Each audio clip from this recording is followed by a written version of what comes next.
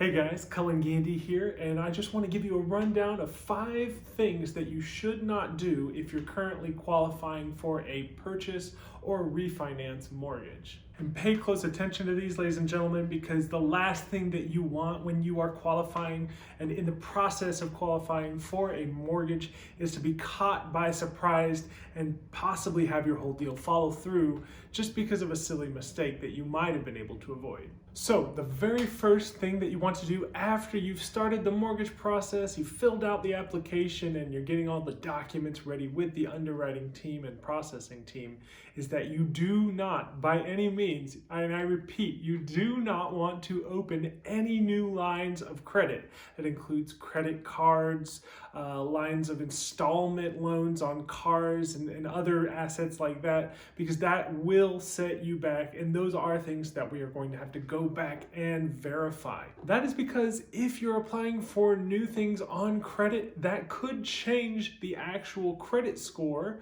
that you have. And based on what your credit score is initially, that is how mortgage lenders price your loan. So if your credit score changes during the course of the mortgage process and it goes lower than a certain threshold, there's a good chance that we could have to take a good hard look at the loan and see if we have to reprice it for your new credit profile. Not only will that affect your credit score, but the things that you apply for on credit could then go on and affect your debt to income ratio. Because if you have to make new payments on new assets or new liabilities in this case, then that could push your debt to income ratio for a monthly income over the 50% threshold to where you might not even be able to qualify for the loan at all, and that could kill the deal for you. So definitely do not take out any new lines of credit. The second most important thing you can do in order to make sure you have a smooth mortgage process is to not sort of wait around and futz around when it comes to signing the loan disclosure agreements that your loan officer sends to you. Unless there's some glaring error, whether that be in the application or on the loan estimate itself, like for example, if the rate isn't correct or if the balance is way off, then you should go ahead and sign those loan disclosure agreements so that you can get your loan started and the people who are trying to make your loan can actually get all of the components and the ingredients together in order to get you that loan quicker. If you don't sign the borrower disclosure agreements, then you don't give us the opportunity to have what's called the intent to proceed. And if we don't have that intent to proceed, you only actually have a 14-day period before we have to do what's called a disposition of the loan and either kick it out because we've lost the rate that we quoted you on the loan estimate or put it into underwriting. It's important to sign those so we can get started for you, but also it's important to understand that even though you sign the initial disclosures or even the closing documents, you are not obligated to borrow with any specific lender, no matter how many things you sign. In fact, you have up till the 3rd business day after your closing to back out of a refinance deal if you're not satisfied with the terms that you get. Now, obviously, if it's a purchase transaction, there's a little bit more of an obligation there on your end. But if you're happy with the terms overall, go ahead and sign those things because it's only going to delay your eventual closing and it might get you in a position where you lose the rate that you're looking for.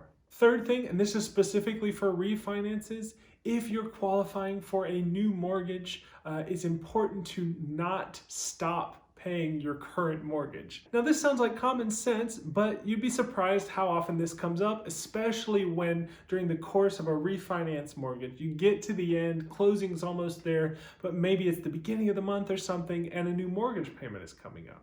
And so the question sort of arises, well, do I really need to be making this payment or can I just sort of make it after when we have the new agreement with the new lender? If you don't make the payment on your mortgage before the settlement of the new mortgage, then that is going to show up on your credit as well and will affect how the deal progresses from then on, even if it's just a couple of days prior to the closing. So at best, you just want to sort of fork out the money ahead of time and be safe because you want the deal to go through as smoothly as possible, even if it is, in the short term, a little bit inconvenient. This next one may sound a little bit like common sense as well, but you'd be surprised how often this comes up, and that is do not quit or change your job during the mortgage process. This seems to always tend to happen with the most qualified borrowers that, for whatever reason, think it's a really great idea to do a major life shift right in the middle of your mortgage that's going to change the entire way that the mortgage is going to go. Let's say you've got 40 days into the mortgage qualification process, you are ready to sort of draw up the closing documents, and then all of a sudden the borrower has the great idea to sort of just, oh yeah, we're going to start a new business. I'm going to quit my regular day-end job, and I'll just let you guys know because of course we're going to be making the same amount of money, and I've got all these assets, right? Nope.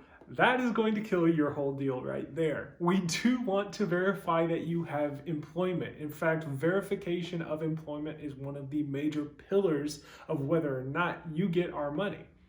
So do not change your job during the mortgage process. If you want to do whatever you want to do after I can't sort of tell you what to do after the process, but do not do it during the mortgage process. I mean, come on, folks. And then the fifth thing that you want to avoid doing when you're getting a new mortgage is that you don't want to make any new major purchases, and you don't want to transfer funds into your account or have new large deposits into your account that you don't really have any verification for.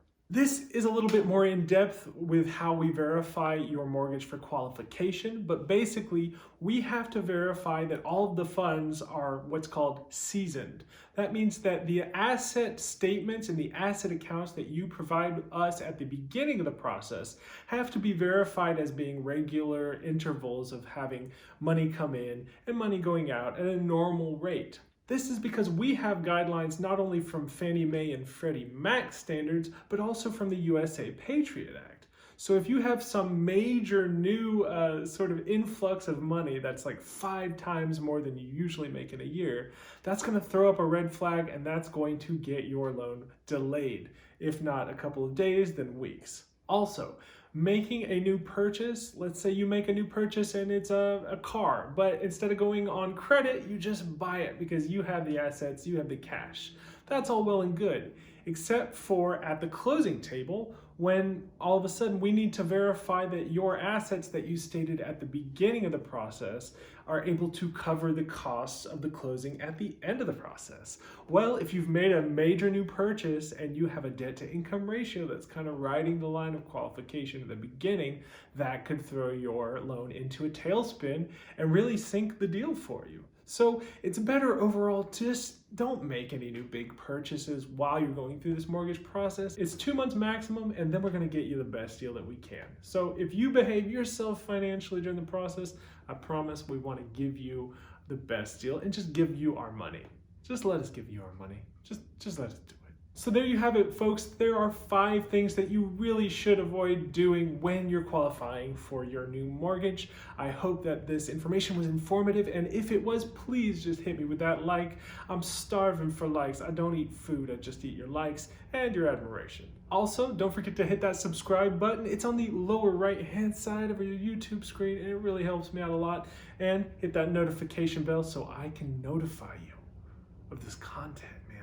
I mean, the content. And thanks so much. I hope you have a great rest of your day, and hopefully I will see you down the line and we'll both be a little bit richer and a little bit happier. Peace.